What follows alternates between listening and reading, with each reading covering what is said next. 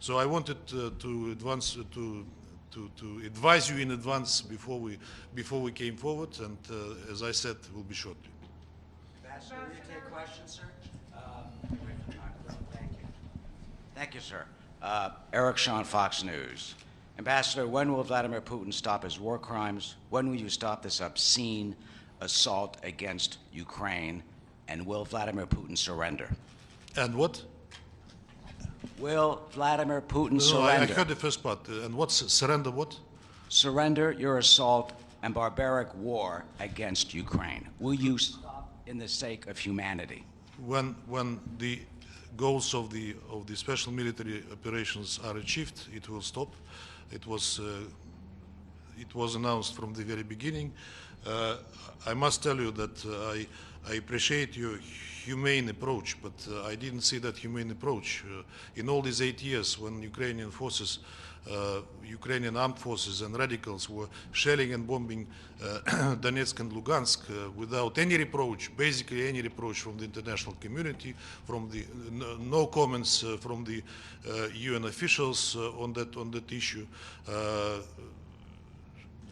Yesterday there was a barbaric attack of the Ukrainian armed forces who used cluster munitions in which Russia is accused from based on sources which cannot be identified. But they used the cluster munition in the center of Donetsk. 21 persons died, 30 plus wounded. No comments. I was looking through news, including Western media today. I didn't come across a single article on that barbaric attack. Yesterday, Secretary General made a stakeout. He didn't say a word on that attack. Only when asked a question, he said that if that was deliberate, it is condemnable. I must tell you that we are very much concerned how UN officials, including the top ones, including the Secretary General, including Under Secretary General Rosemary DiCarlo, are assessing the situation in Ukraine, accusing Russia of indiscriminate attacks. Secretary General yesterday said that although that attack is condemnable, the most of the destruction comes from the Russian sources, as if he was comparing two events and implying that that attack didn't deserve condemnation. Ambassador, it's Pamela Falk from CBS News, as you know. My question is about a ceasefire. What would it take for Russia to have an overall, not just humanitarian ceasefire? What does Ukraine need to do? And what's in your resolution? What are you proposing on humanitarian corridors? Thank you. I cited a few things obvious for a humanitarian resolution. You will see it soon, shortly, because it will be published.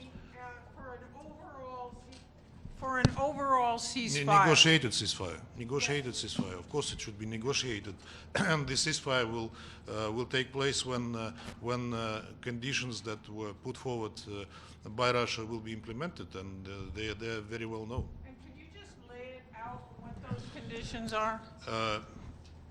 Demilitarization of Ukraine, denazification of Ukraine, no threat which would come from that territory, from that country to Russia, no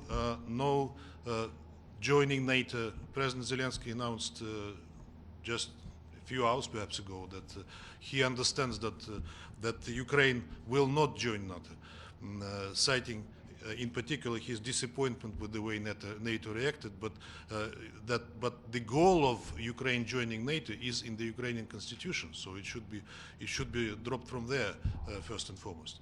I think that's enough. Question, Ambassador, on the parallels we hear, sir, between the U.S. invasion of Iraq in 2003. You've been very critical. Russia has been very critical. You've also been very critical of the 2011 invasion attack on Libya led by NATO. Are there parallels between what the US did in 2003 and the unilateral actions we are seeing from Russia and the criticism that is being leveled against UN officials that are simply seeking to defend the UN Charter? Every situation is unique, but I do not recall the level of outrage, hysterics that U.S. Invasion of Iraq. They tried to get Kofi Annan fired. Sorry. They tried to get Kofi Annan fired, so I would argue they were... No resolutions, nothing, if you remember. No resolution of the Security Council, nothing that would be comparable to what we're experiencing today. Thank you very much. Mr. Wassner, is Russia seeking help from China? Yes. We are strategic partners with China. And we view the world and the situation in the world similarly.